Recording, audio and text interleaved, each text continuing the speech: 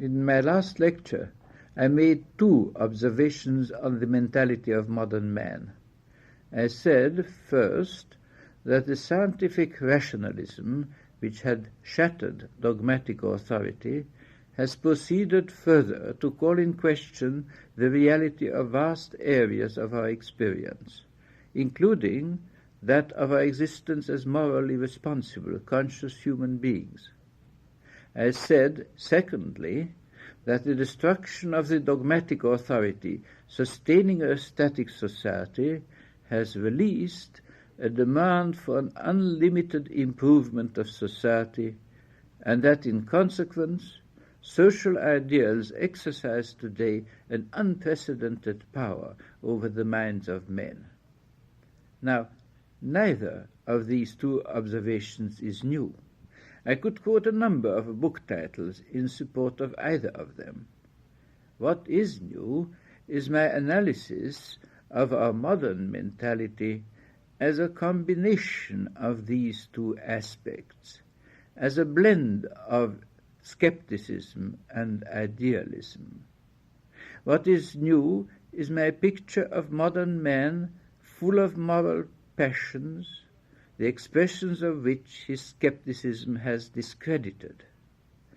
I have shown how this combination accounts for the seduction of nihilism and totalitarianism, and, had I had more time, I would have shown also how it tends severely to weaken our own self-confidence for fighting nihilism and totalitarianism. Today, and in the rest of this series of lectures, I shall point the way towards a solution of our modern dilemma by an attempt to vindicate the essential human realities which scientific rationalism has called in question. I admit that I am undertaking this philosophic task for the sake of purposes that extend beyond it, but I believe this to be justified.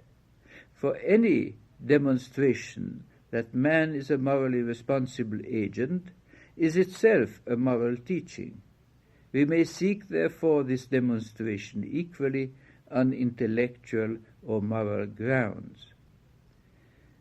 I have said that there is a considerable literature deploring the destruction of reality by scientific rationalism, and, I should add, by its emotionalist twin brother, Romanticism.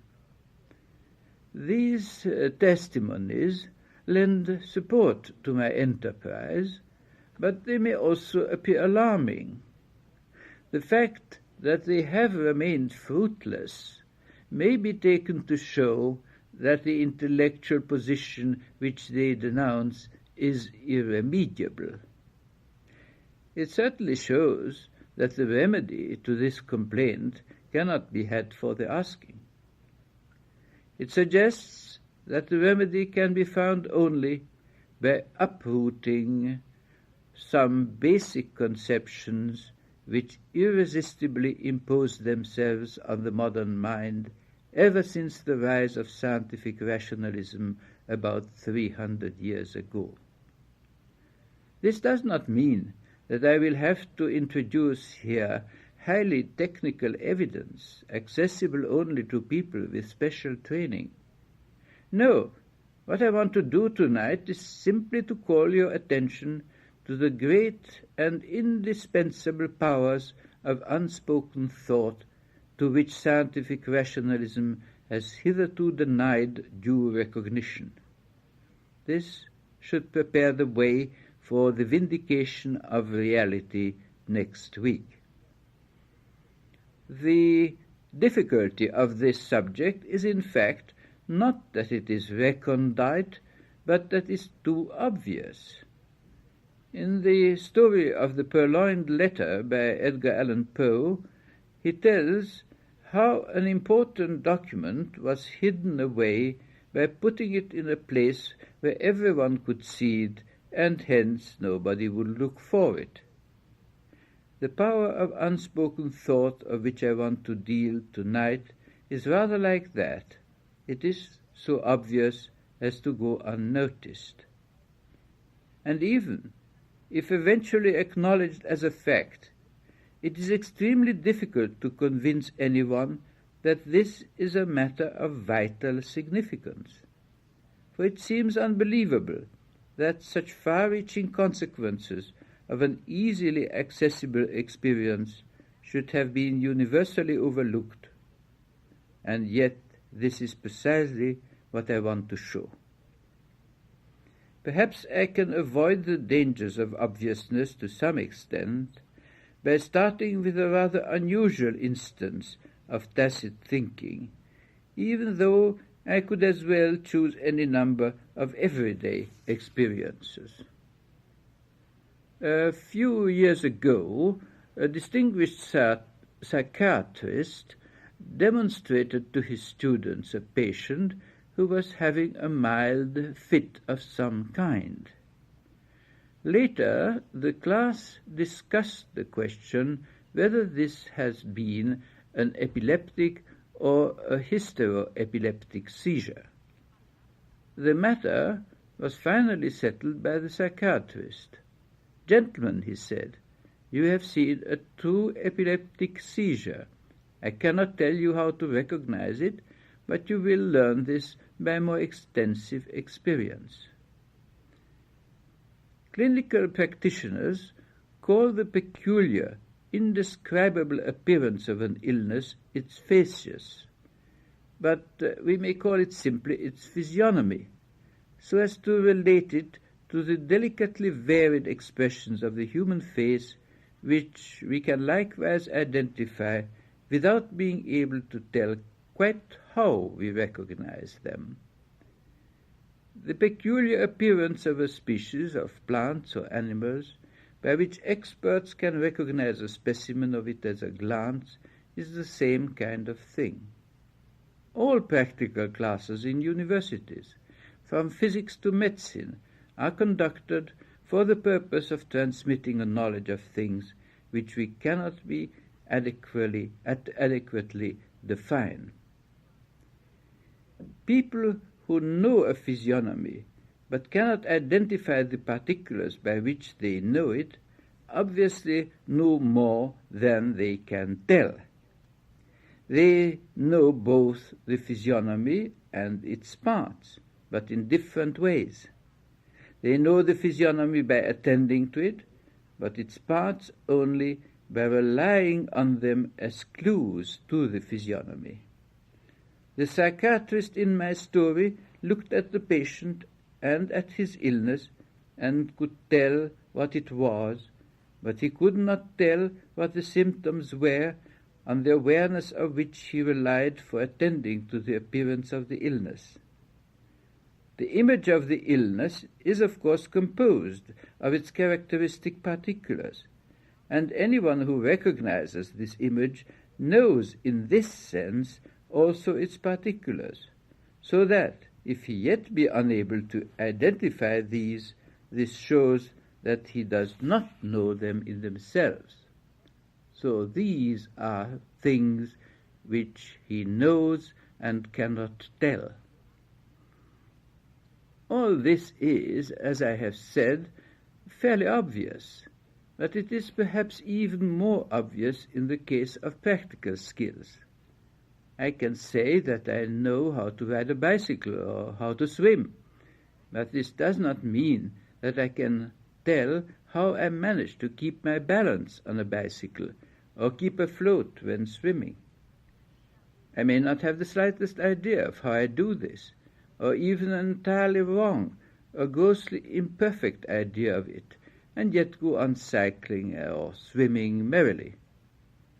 This fact can be analyzed on similar lines as those I have applied to physiognomies. I can say that I know how to cycle and swim by attending to these acts as a whole, while I know the elementary muscular acts which constitute my skill only by relying on these elements for the purpose of achieving the performances to which I am attending. Actually, skillful knowing and doing are rarely exercised in isolation. We usually meet with a blend of the two. Medical diagnostics combines them about equally. To percuss a lung is a muscular feat combined with a delicate discrimination of the sounds thus elicited. We do, in fact, speak equally of grasping a difficult subject matter or a difficult skill. And there is something in common between these two cases, which will lead on to another essential feature of our knowing of things to which we cannot attend in themselves and which we hence know but cannot tell. I have said that we rely on our awareness of these things for attending to something else. This shows that an action is involved on our part. This relying is an action for the purpose of which this achievement is undertaken. It is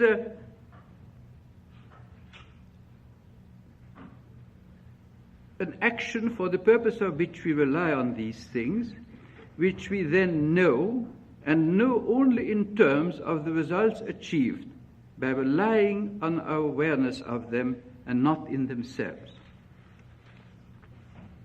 The act of relying, as I have suggested, will become clearer by my next example, which is of great interest also in itself.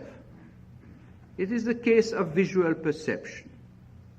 It is known that the seeing of an object is a result of certain things we do inside our eyes. And this has been a major subject of philosophy for centuries. Let me show what part is played here by things we know and cannot tell. When we look at an object, we see it standing against a background as situated at a certain place, defined by its distance and its orientation in space. We see it in motion or at rest. It is seen also as having a certain size and a particular color and a certain shape. It is seen not only in contours, but also in depth. We see an object in this definite way owing to the adjustment of our pupils, our lenses, and of the convergence of our eyes, which jointly fashion two retinal images in our eyes on which the perceived picture is based. But perception is co-determined also by the messages received from the internal ear, from the muscles of the eye by which we adjust our eyes, and indeed by all the muscles which keep our body and head in position. And, what is very important, an important contribution is made also by memory traces. We tend to see what we expect to see. These internal data both guide the reflexes of our eyes in adjusting our retinal images and also control our evaluation of these images and the other internal stimuli in terms of our perception, in terms of how we see the object. Nor is this all that is involved in seeing a thing as we do. Gestalt psychology has been most successful in tracing the far-reaching effect exercised by peripheric parts of the visual field in determining what we see at the center. As seen in isolation, a jumping cat may appear to change its color from off-white to dark gray. But when a window is included in the field of vision, we see the cat unchangingly as of the same white or gray. What happens here is that when we notice from the corner of our eye a beam of sunshine coming through a window, the eye automatically allows for the variable illumination of the cat as it jumps about and sees it always as having the same color. All the things that go on inside our eyes and other parts of our body in the process of seeing an object, and the memories which enter into our seeing from the back of our minds, and the details noticed from the corner of our eyes, are things on the awareness of which we rely for seeing an object in a particular way. In this sense, we undoubtedly know these things, but we have little or no knowledge of them in themselves.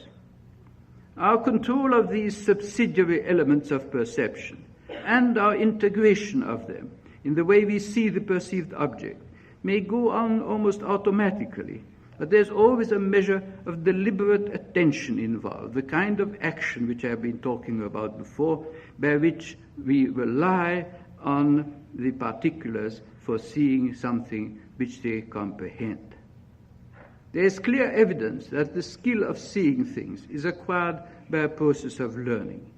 Chimpanzees reared in the dark need several weeks' practice before they recognize a nursing bottle, which they have been using all the time.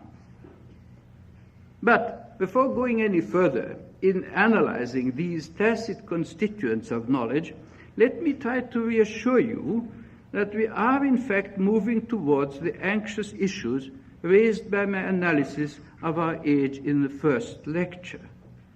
I have illustrated there in a number of ways how science, which has been the great liberating force of the Enlightenment, has released the immense intellectual, moral, and social progress achieved since the French Revolution, how this rise of science has also become an ample source of popular fallacies.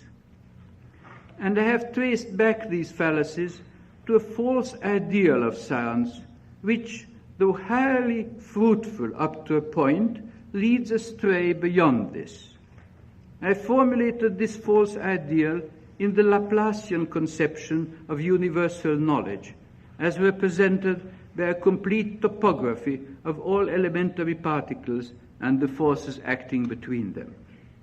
I admitted that Laplace was right in saying that from such information one could predict the atomic topography of the world for any future moment of time. But I said that he overlooked the fact that such a topography would by itself tell us nothing of interest, and indeed would represent nothing that we could actually experience. But how? How could Laplace overlook this? How could it be generally overlooked up to this day? The answer is that the gap between an atomic topography of the world and our actual experience of the world was covered up by a tremendous tacit assumption, an assumption which embodies once more the ideals of science. It consists in the belief, the passionate belief, that all experience can ultimately be represented in the mathematically determined relation of the ultimate particles underlying experience.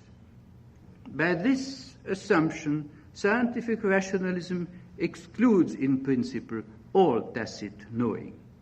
Science might admit, of course, that we know a great deal that we cannot tell, but it would insist that all such knowledge can ultimately be made explicit.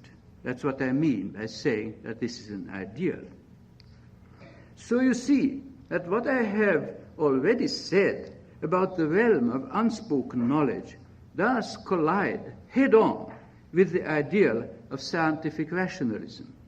And you may indeed anticipate that, once firmly established, the admission of such tacit knowledge may force a revision of the ideal of science at the very points where it tends to produce its baleful consequences. But this is but a first skirmish in a battle to which we shall presently return in force, armed with sharper weapons. Let me go on to elaborate for this purpose on the structure and function of tacit knowledge. There is an obvious difference between identifying a disease by relying on our tacit awareness of its symptoms and the act of perceiving an object outside by relying on our tacit awareness of adjustments inside our eyes and so on, all these clues hidden inside our body. The difference is that the image of the illness coincides in space with the position of the clues, which serves us to recognize it. But this is not true when we look at an object in front of us. We are aware of the clues of perception, of seeing something, in terms of the appearance of an object situated at some distance from the clues, most of which are inside our body. Since this distinction applies to a wide range of unspoken knowledge, I shall try to express it by two different labels. And this will bring in a very important conception, namely the conception of meaning. It is reasonable to say that when we recognize a physiognomy, say the expression of a person's face or the nature of a disease, we are reading the meaning of its particulars, particulars to which we are not attending in themselves. And that, since the physiognomy is located in the same place as the particulars which constitute this, the physiognomy may be said to be the internal meaning of the particulars. On the other hand, the way we see an object may be said to represent the meaning of various clues on which we rely for seeing it in a particular way, and that hence the meaning of these clues is situated away from them, external to them. It is a meaning that is external to them. I believe that this analysis largely disposes of the question which has occupied philosophers so much as to the grounds on which we make sense of clues inside our body in terms of the way we see an object at some distance in front of us. For this is now but a particular instance of the fundamental fact that we are able to make sense, to lend a meaning to clues or particulars to which we are not attending at the moment, by relying on them for attending to something else, so that the appearance of that to which we are attending may be said to be the meaning of these clues or particulars. Once we have fully realized this way of making sense, the question of where the meaningful thing will be situated in space becomes a subordinate question, the more so since the externality of meaning, which is so puzzling in the case of perception, can be shown to be merely a matter of degree. Think of the use of tools. In hammering in a nail, we attend to the hammer as it hits the nail. But we do so, of course, by being aware of the way the handle of the hammer impinges on our palm. The rower is aware of the strain in his hands and arms only in terms of the blades tearing the water. The blind man, groping his way by means of a stick, is aware of its impact on his palm in terms of the way the outer end of the stick hits an object in front of him. And so on. When using a probe, the surgeon feels the point at which its tip touches the walls of a cavity he is exploring. In all these cases, the thing to which we are attending is situated at some distance of the things on the awareness of which we rely for attending to them. In other words, the meaning of these clues is situated at some distance away from the clues. But this distance can be reduced at will to a vanishing point, and so we can achieve a continuous linkage between internal and external kinds of meaning which reveals their essential kinship. And we may notice then, next, the peculiar fact that insofar as the meaning of clues lies apart from them, somewhere else than the clues themselves, it always tends to be shifted outside, that is, away from ourselves. Once we realize this, it leads us to another remarkable fact. It makes us realize that there is one single thing in the world which we never look upon as on an object. This unique thing is our own body. To feel alive is to be aware of things going on in our own body, but not by attending to them. It is to rely on our awareness of these things in our body for attending to things outside. Our body is indeed the citadel of all tacit knowledge. Every time we make sense of the world, we rely on a tacit knowledge of the impacts that the world makes on our body. Visual perception is, of course, a particular striking feat of this kind, but I would include also the way we use a tool or a probe. I would agree with Samuel Butler that this is to use them as an extension of our body, that we assimilate these things to our body in using them. And this gives us the key to the conception of indwelling, which is of supreme importance for any adequate theory of knowledge. Since the way we rely on certain things subsidiarily for attending to something else is similar to our awareness of our body for making sense of the world outside, we may feel justified in saying that whenever we rely on our awareness of clues or particulars, of tools or probes, we are attending to something. For attending to something else, we are dwelling in these particulars or tools or probes as we dwell in our own body.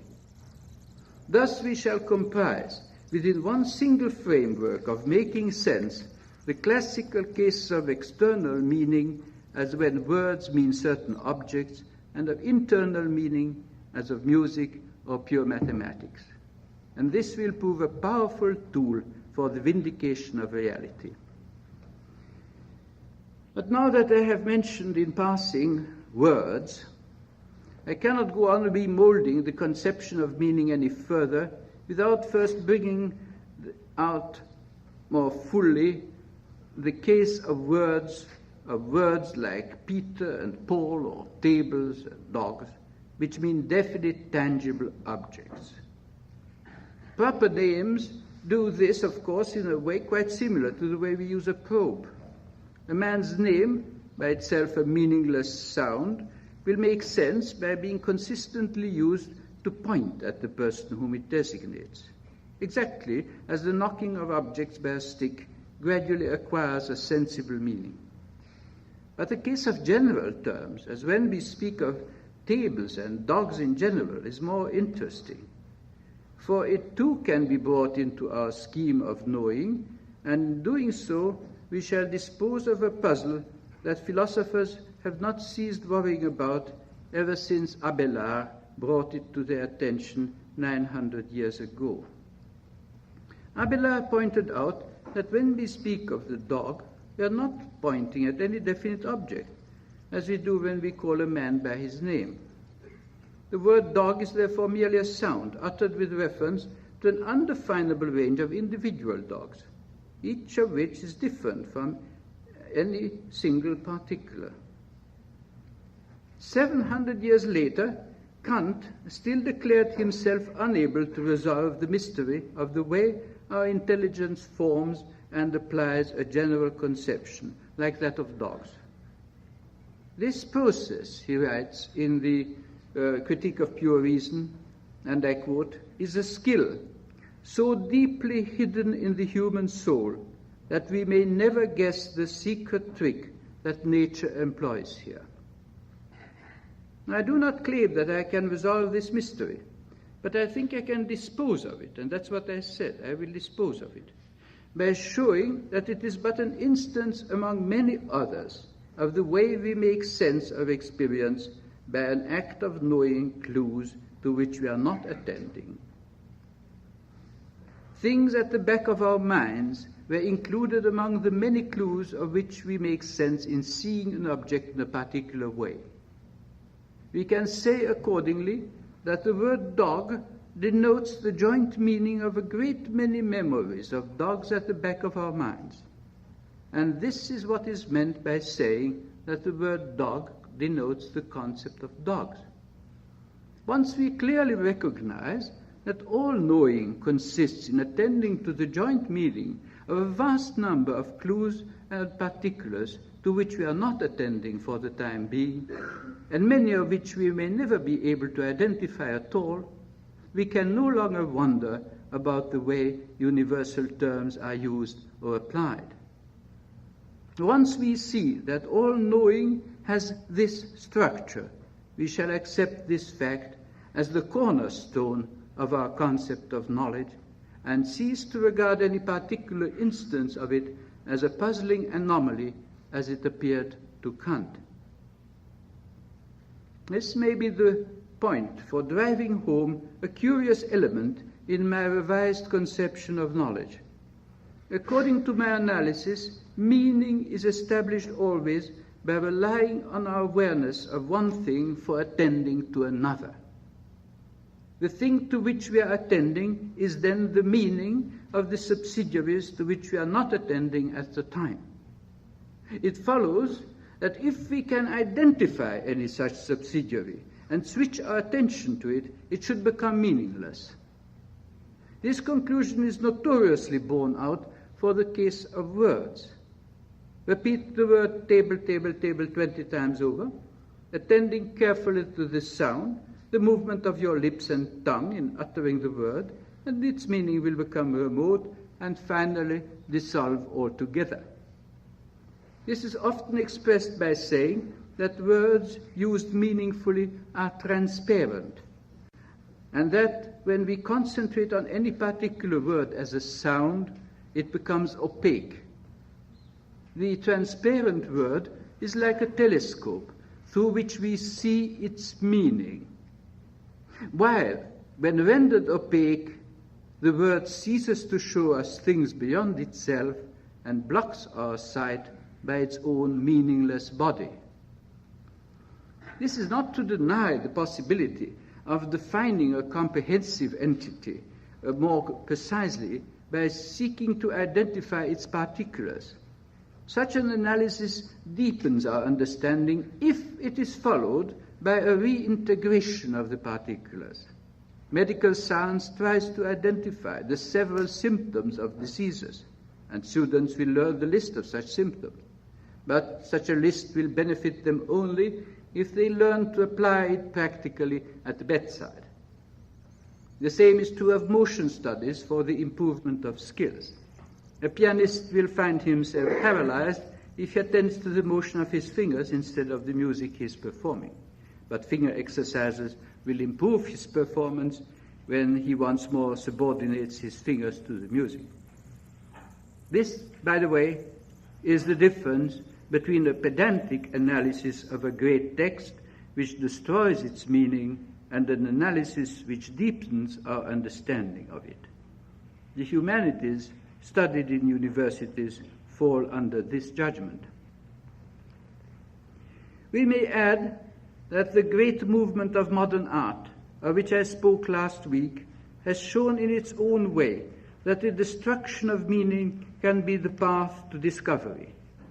Impressionism was an atomization of the visual field, disregarding the way objects are usually seen and understood, and reintegrating them in a novel way.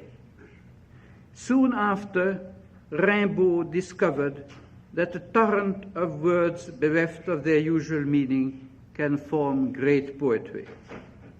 James Joyce performed a similar feat for the novel, and the movement reached its climax about 20 years ago when Sartre, in his masterpiece La Nausée, ushered us into the presence of total nothingness. This novel shows how one can reduce the universe to absurdity by attending to all its particulars in themselves.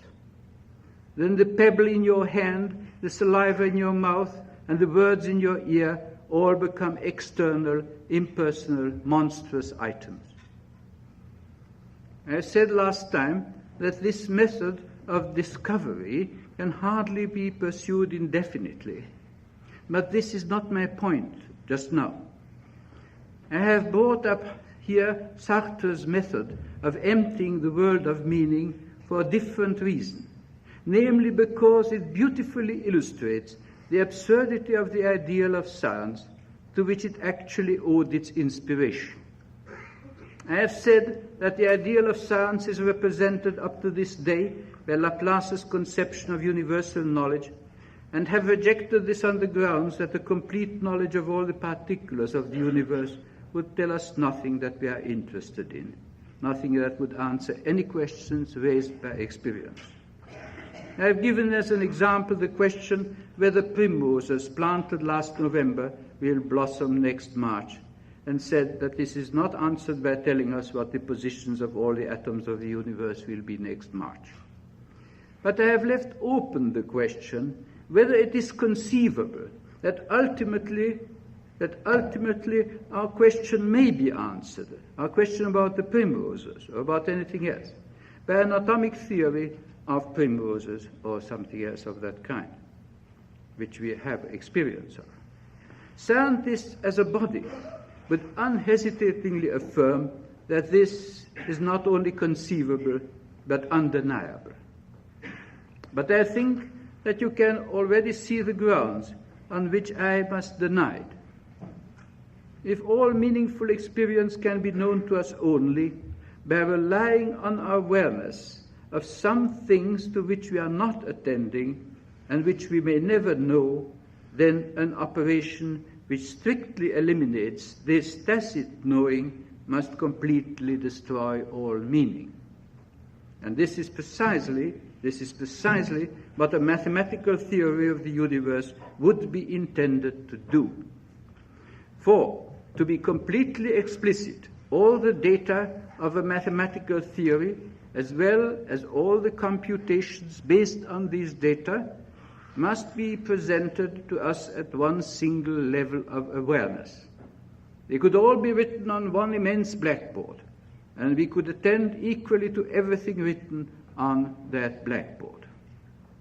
But this conception of a strictly explicit theory of the universe is logically untenable.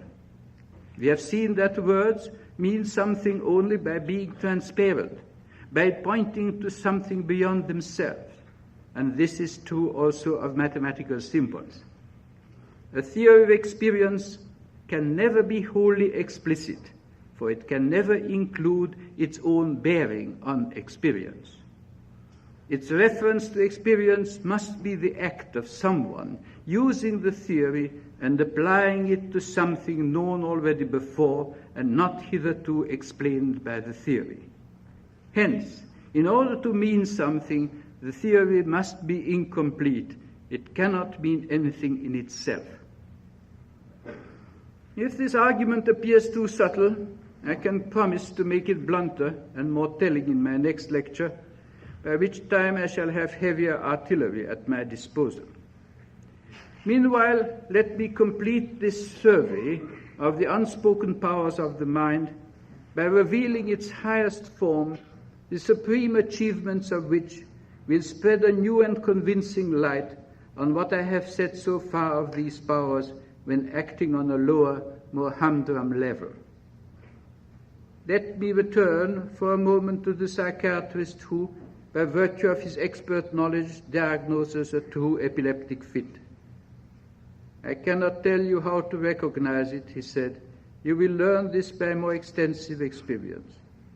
This shows that in identifying the present case of the disease, the psychiatrist not only relied on his awareness of a whole range of cases which, in spite of their individual differences, he had identified in the past, but he is confident of his power to identify an unlimited number of future cases which might differ from those known before in an infinite variety of unpredictable ways. So the psychiatrist is talking here about things that have not yet happened, and what is more, he is speaking confidently of the meaning that these events will have, though he would admit that the particulars which will have this meaning may never be clearly known to him and may be altogether unidentifiable. This is, of course, but an instance of the applicability of a general term like table or dog to experience both past and future. Each of the nouns, verbs, adjectives, and adverbs of our language is deemed applicable to a vast range of instances yet unborn. Each of the few thousand commonly used English words, perhaps in this university a few 10,000, recurs on the average 100 million times, I have counted, in the daily conversation of people in England and America.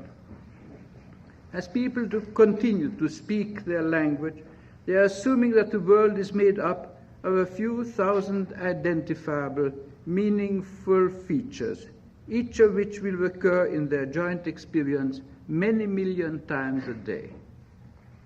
Thus, to use a vocabulary is to claim a detailed foreknowledge of all things to come and a capacity to identify them in terms of this foreknowledge. But this is only to serve as a prelude to a confrontation with the kind of dramatic foreknowledge which we meet in scientific discovery and technical invention. It is a commonplace that all research must start from a problem. Research can be successful only if the problem is good. It can be original only if the problem is original. But how can one see a problem? Any problem, let alone a good and original problem. For to see a problem is to see something that is hidden.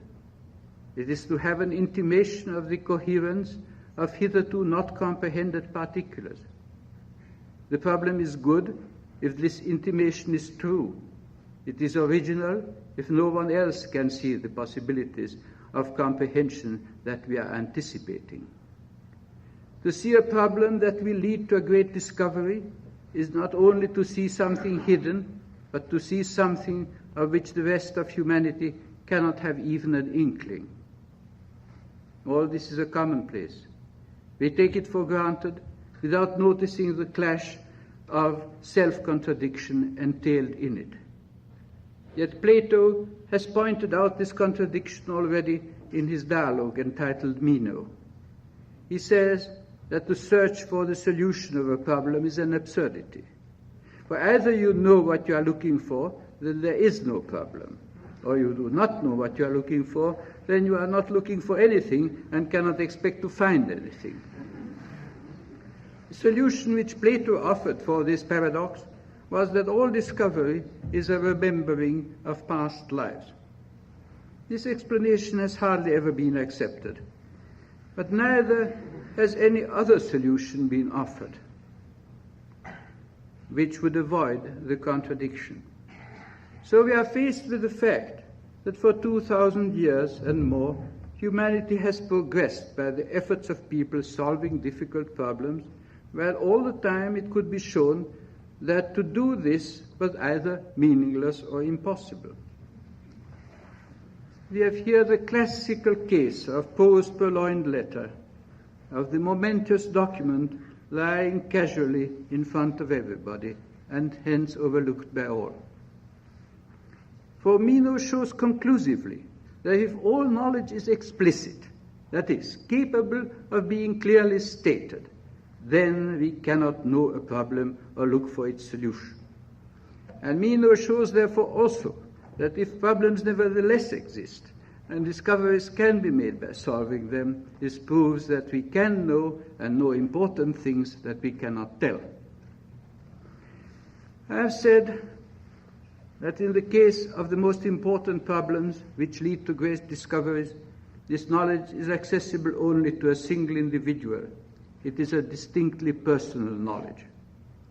This personal character of a problem is shown already in the fact that nothing is a problem unless it puzzles somebody. Take the famous paradox of the liar. That is the fact that if I say of myself that I am lying, the statement is true only if it is false.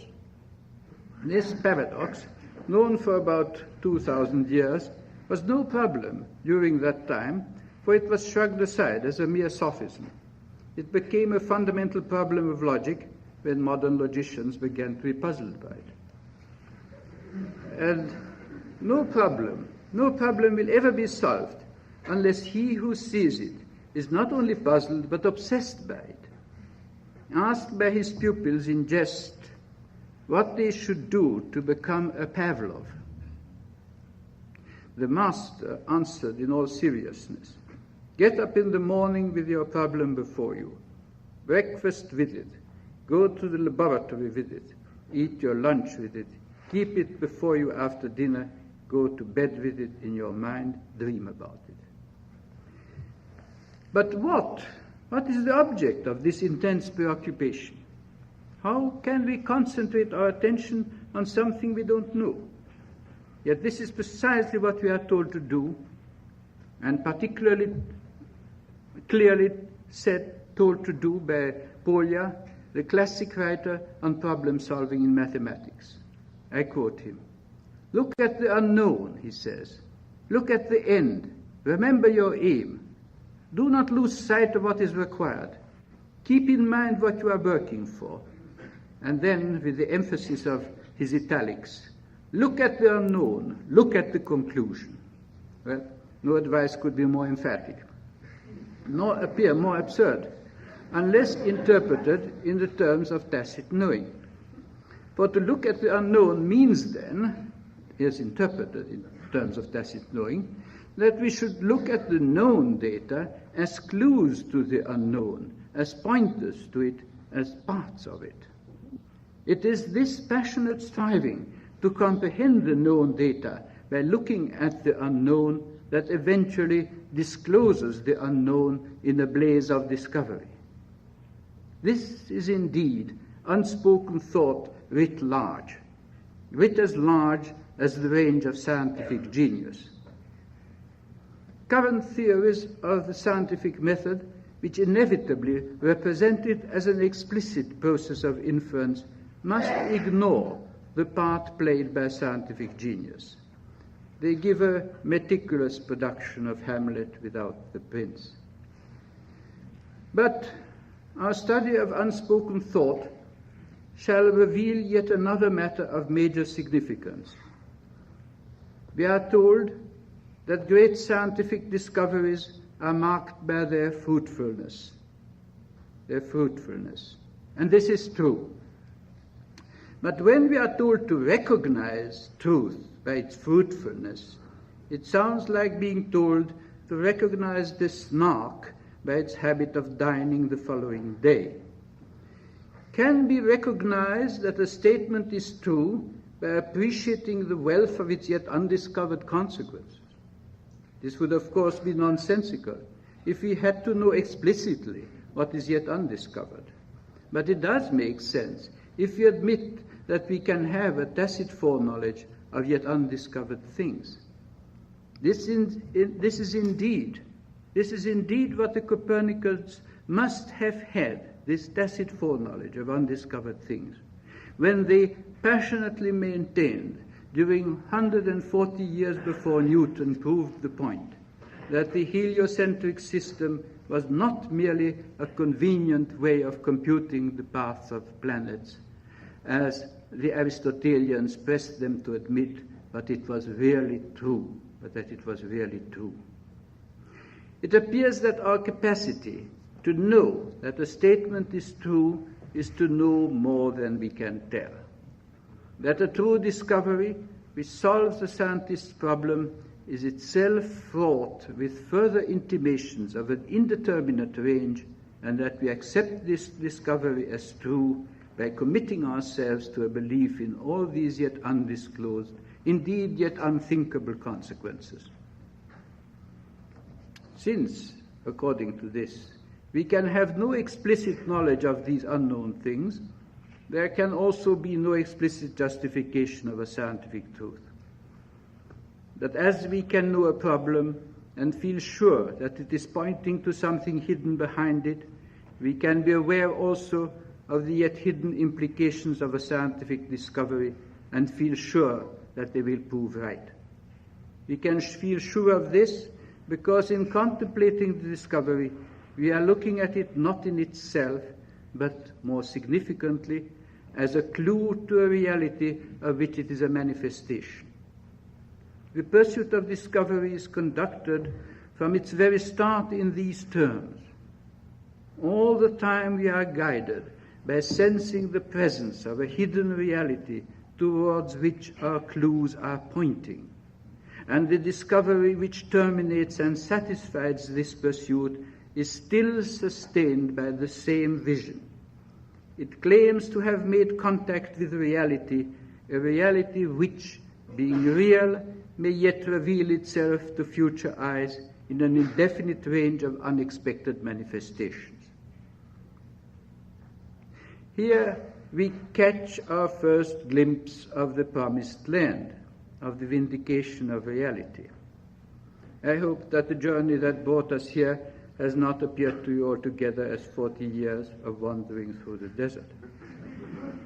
At any rate, I think I can claim to have followed up my introduction, suggesting that the destruction of reality imposed by a false ideal of science cannot be remedied except by uprooting some basic conceptions taken for granted by the modern mind ever since the rise of scientific rationalism about 300 years ago. Several centuries have passed since Descartes asserted in his Discourse on Method that the mark of truth was that it gave us clear and distinct ideas. And up to our own days, this Cartesian doctrine has still been emphatically echoed by Wittgenstein in his Tractatus, when commanding that what cannot be said clearly, of that we should remain silent. And now I am telling you that all that we know, is the meaning of things to which we cannot attend at the time, and the subsequent identification of which is necessarily uncertain and often impossible. And I have gone further by asserting that the very concept of a wholly explicit statement is absurd. It can have no bearing on experience except by the tacit act of someone seeing experience in its terms, an experience which must have been tacitly acquired beforehand. Well, all this takes us pretty far, as I have said it would. But I hope that you may yet go along with it if you agree that, as I have shown in my last lecture, something has gone profoundly wrong in the development of scientific rationalism, the earlier stages of which have brought such great blessings to humanity.